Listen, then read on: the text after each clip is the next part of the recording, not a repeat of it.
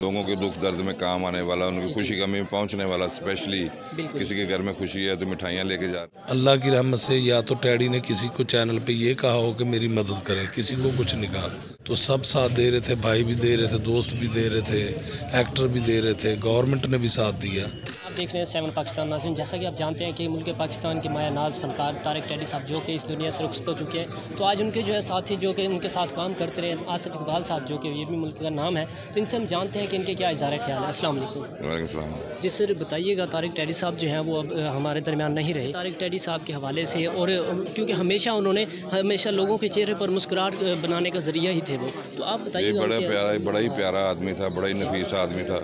लोगों के दुख दर्द में काम आने वाला, उनकी खुशी गमी में पहुंचने वाला। स्पेशली किसी के घर में खुशी है तो मिठाइयाँ लेके जा रहा है, किसी के घर में गमी है तो उस हिसाब से जो रिक्वायरमेंट है वो पूरी कर रहा है। बड़ा ही दलेर, बड़ा ही नफीस, बड़ा ही प्यारा आदमी था। बहुत बड़ा लॉस हो गया हमारा।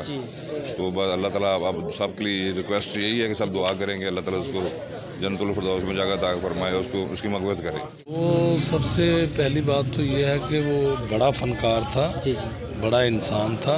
जी बिल्कुल। तो बड़े फनकार और बड़े फनकार भी और बड़े इंसान भी, जी बिल्कुल, ये दो बड़ी खूबियाँ होनी चाहिए, क्योंकि अगर आप अच्छे फनकार हैं तो आपको अच्छा इंसान भी होना चाहिए। जी बिल्कुल।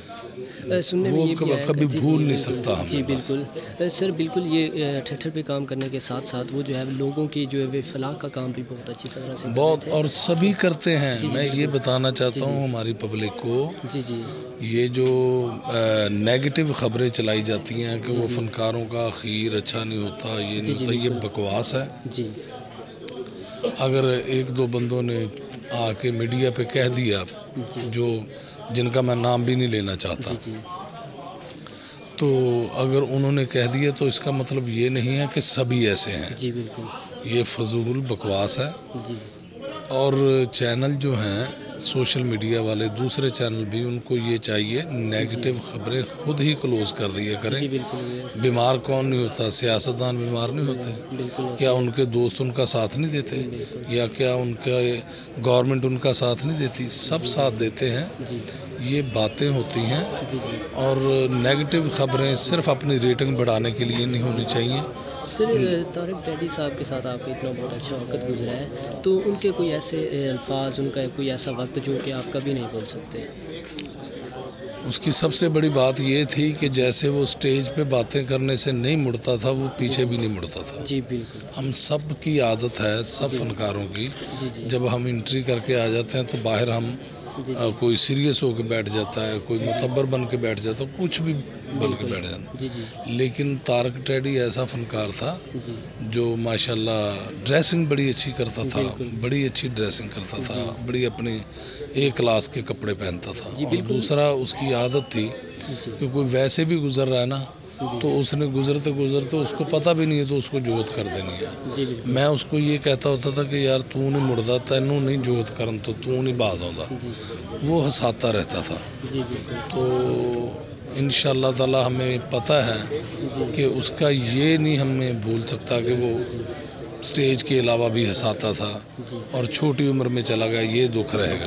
सर, अब तारिक टैडी के साथ जो साहबजादे हैं, क्योंकि वो इस फील्ड में तो नहीं है, तो अब उनके जो है वो कोई फैमिली से, मतलब कोई भाई वगैरह कोई इस फील्ड में उनका नाम को उजागर रखने के लिए, घर में से या उनके भाइयों में से इस फील्ड में आने के लिए? नहीं, कोई भी नहीं आया, कोई भी नहीं आया। एक बेटा है उनका, सोनू जी, तो उसको वो अपनी ज़िंदगी में तो नहीं लेके आया। अगर उसका दिल किया तो हम साथ देंगे उसका। अगर उसका दिल किया तो जी। आखिर में सर, तारिक टैडी साहब को क्या उनके बारे में कोई आप अल्फाज कहना चाहेंगे? मैं सारी पब्लिक से कहना चाहूँगा, जितने भी उनसे प्यार करते थे, जितने भी हमसे प्यार करते हैं, वो सब उसकी मंजिलें आसान हो उसके लिए दुआ करें, ना कि नेगेटिव ख़बरों पे ध्यान दें। किसी को कोई प्रॉब्लम नहीं थी। जिस हॉस्पिटल में था उसका 1.25 लाख 1.5 लाख रुपया ख़र्चा था रोज़ाना का।